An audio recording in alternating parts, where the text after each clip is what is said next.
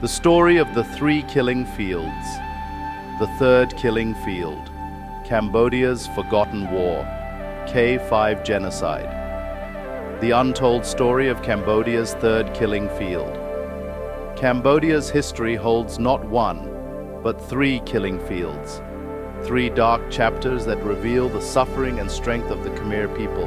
The first killing field, 1975 to 1979, under the Khmer Rouge regime, more than 2 million Cambodians perished from execution, starvation, and forced labor. The whole country became one vast killing field. The second killing field, 1979. When the Vietnamese army invaded Cambodia, thousands of refugees fled toward the Thai border seeking safety. But instead of refuge, more than 40,000 Khmer civilians were pushed back by Thai soldiers, forced into the deadly jungles of Phnom Penh mountain near Preah Vihear. Many died, trapped between gunfire, landmines, and despair. It became known as the second killing field, the tragedy at the border.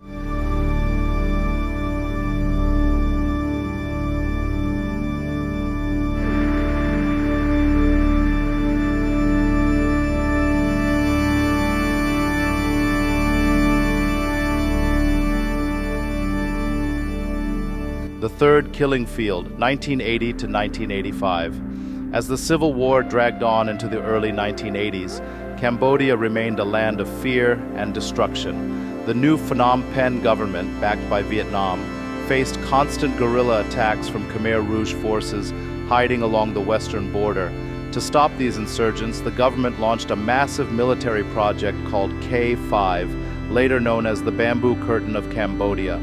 The plan aimed to create a long jungle barrier stretching hundreds of kilometers along the Thai border to block rebel infiltration.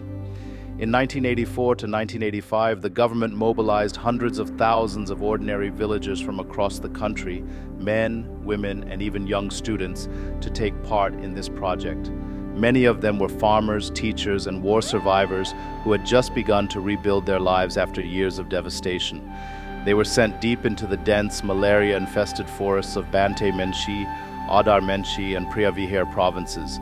Under the scorching sun and the constant threat of ambush, they were forced to cut down trees, dig long trenches, and lay millions of landmines by hand, often without proper tools, shoes, or protection. Supplies were limited, food was little more than thin rice porridge, and medical aid was almost non-existent. The jungle was alive with mosquitoes, snakes, disease, and hidden explosives left behind from years of war. Every day, workers fell ill from malaria, collapsed from hunger and exhaustion, or were blown apart by landmines. Entire work teams vanished overnight, their bodies never found. Some were executed for refusing to work or attempting to escape. Families back home waited in vain, never knowing what had happened to their loved ones. Historians later estimated that tens of thousands of people died during the K5 operations.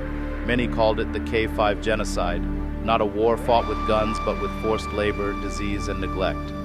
The K5 belt itself became a massive death zone, scattered with landmines that would continue to kill and injure innocent villagers for decades after the war ended. It was a silent war, a tragedy buried beneath the jungle canopy, a war without battles, yet one that claimed countless lives. These three killing fields, from the Khmer Rouge terror to the border tragedy and finally the K5 genocide, are not merely stories of death and suffering. They are living scars of Cambodia's history and powerful reminders of how deeply the Khmer people have suffered, resisted, and survived.